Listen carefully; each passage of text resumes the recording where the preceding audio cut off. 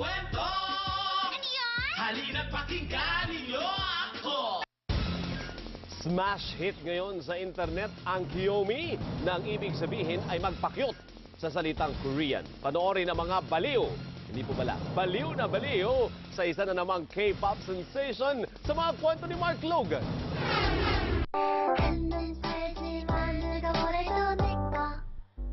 Short and sweet, yan ang hirit sa latest K-pop invasion sa internet. Guyomi, Kuyomi, Kiyomi, banggitin kung saan kayo komportable. Sinimula ng Korean teenager na si Harry. Ngayon, buong Asia na ang kumikiyomi. Ibig sabihin daw nito ay little cute. Peg nito sa camera, kayo ay magpa-cute.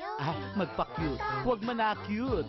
Papatay daw sa trend na Harlem Shake. Itsura ng iba, tipong ang lakas ng shake. Maging mga celebs na kigaya, tulad nila Jamich at Ariana. At iba pa, maging si Vice Ganda.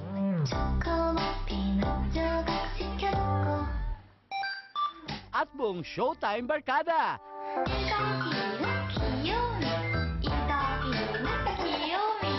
Pero may kasabihan talaga, ang ginagawa ng bata, ginagaya ni Lola.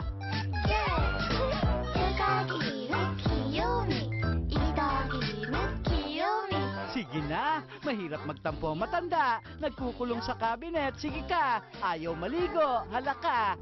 Mark Logan, Patrol ng Pilipino.